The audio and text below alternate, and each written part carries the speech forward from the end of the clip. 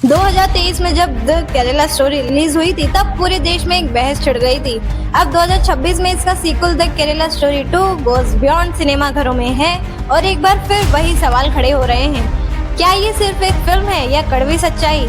आज के इस वीडियो में हम द केरला स्टोरी 2 का गहरा एनालिसिस करेंगे।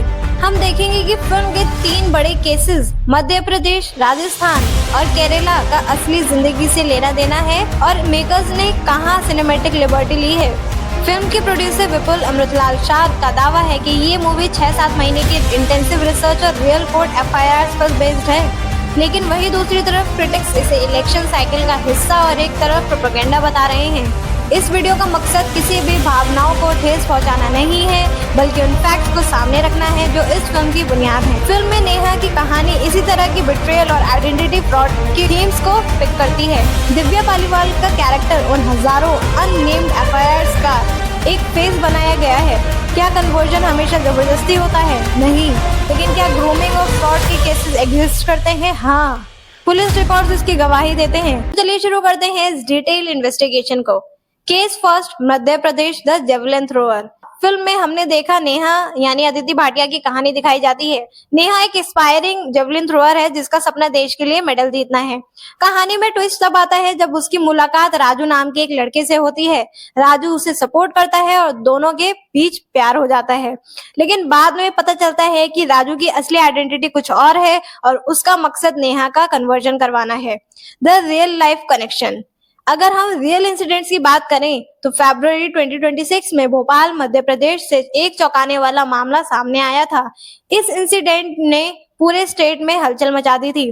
रिपोर्ट्स के मुताबिक आमरीन और आफरीन नाम की दो बहनों ने कई हिंदू लड़कियों को टारगेट किया था। उनका तरीका काफी सोफिस्टिकेटेड था।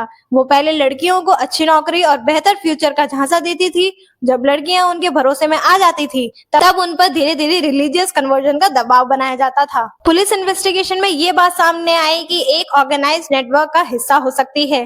फिल्म में नेहा की कहानी इसी तरह की बिट्रेयल और आइडेंटिटी फ्रॉड की थीम्स को पिक करती है। हालांकि फिल्म ने इसे एक पर्सनल लव स्टोरी को मोड़ दिया है, लेकिन कोर आइडिया वही ग्रूमिंग और डिसेप्शन है जो भोपाल केस में देखा गया।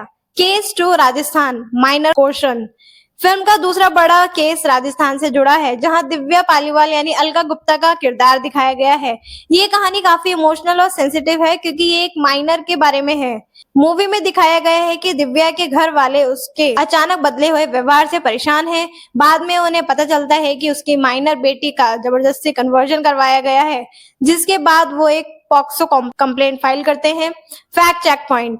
प्रोड्यूसर विपुल शाह ने बार बार ये क्लेम किया है कि फिल्म की स्क्रिप्ट हवा में नहीं लिखी गई है। उन्होंने राजस्थान के कई डिस्ट्रिक्ट से कलेक्ट की गई एफआईआर्स और कोर्ट ऑर्डर्स का हवाला दिया है। राजस्थान में पिछले कुछ सालों में ऐसे कई मामले कोर्ट तक पहुंचे हैं जहां फैमिली मेंबर्स ने कोर्सिव कन्वर्जन के एलिगेशंस लगाए हैं। इन केसेस में अक्सर इमोशनल मैनिपुलेशन और सोशल आइसोलेशन का जिक्र मिलता है। दिव्या पालीवाल का कैरेक्टर उन हजारों अननेम्ड एफआईआर्स का एक फेस बनाया गया है। मूवी यहाँ से दिखाने की कोशिश करती है कि कैसे लीगल लूप होल्स का फायदा उठाकर माइनर्स को टारगेट किया जाता है, लेकिन यहाँ एक ग्रे एरिया भी है।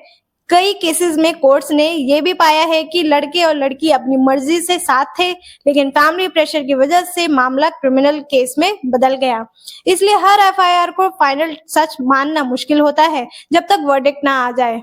फिल्म मेकर्स ने उन स्पेसिफिक कोर्ट ऑर्डर्स का जिक्र किया है जहां फोर्स कन्वर्जन की बात साबित हुई थी। Case 3, Kerala, the refusal. तीसरी कहानी हमें वापस केरला ले जाती है, जहां सुरेखा नायर यानी ऐश्वर्या ओझा का किरदार है। सुरेखा एक स्ट्रॉन्ग हेडेड लड़की है जो एक रिलेशनशिप में तो है, लेकिन कन्वर्जन के डिमांड को साफ मना कर देती है। जब वो मना करती है तो उसका पार्टनर और उसका परिवार उसे कैद कर देते हैं। उसे मेंटल और फिजिकल टॉर्चर झेलना पड़ता है ताकि वो उनकी बात मान ले। The real incident contrast. इस केस में एक बहुत दिलचस्प ट्विस्ट है। एक real life incident Sangeeta PV का है, जो एक सीपीआईएम लीडर की बेटी है। संगीता ने पब्लिकली क्लेम किया था कि उनके पिता ने उन्हें घर में लॉक करके टॉर्चर किया। संगीता का केस फिल्म के थीम से उल्टा है। वो एक माइनॉरिटी कम्युनिटी के लड़के से शादी करना चाहती थी और उनके पिता, जो एक सेक्युलर पार्टी के लीडर हैं, उन्होंने रोकने के लिए हाउस अरेस्ट जैसा सलूक किया। फिल्म में दिखाया गया है कि कन्वर्जन के लिए कैद किया गया, जबकि संगीता के केस में इंटरफेथ मैरिज से रोकने के लिए कैद किया गया। दोनों ही सूरतों में फ्रीडम ऑफ चॉइस और कन्फाइनमेंट मेन मुद्दा है। सुरेखा नायर की कहानी बेसिकली उन सभी लड़कियों की आवाज है जो पैट्रियार्कल कंट्रोल और रिलीजियस एक्सट्रीमिज्म के बीच फंसी हुई हैं। फिल्म यहाँ दिखाती है कैसे घर ही कभी कभी एक जेल बन जाता है। The disclaimer controversy. अब बात करते हैं फिल्म के सबसे बड़े टेक्निकल एस्पेक्ट की। डिस्क्लेमर। पहली फिल्म के वक्त 32,000 की फिगर पर काफी विवाद हुआ था, जो बाद में कोर्ट तक गया। द केरला स्टोरी 2 में मेकर्स ने कोर्ट के ऑर्डर्स के बाद एक क्लियर डिस्क्लेमर ऐड किया है। इसमें साफ लिखा है कि ये एक फिक्शनलाइज्ड वर्जन है और फिल्म में दिखाए गए फिगर्स के लिए कोई ऑथेंटिक गवर्नमेंट डेटा बैकिंग नहीं है। ये डिस्क्लेमर फिल्म की क्रेडिबिलिटी पर एक सवाल खड़ा करता है। अगर इंसिडेंट्स रियल हैं तो डेटा फिक्शनल क्यों? ये एक ऐसा पॉइंट है जहां मेकर्स लीगल ट्रबल से बचने के लिए सेफ खेल रहे हैं। Propaganda versus reality.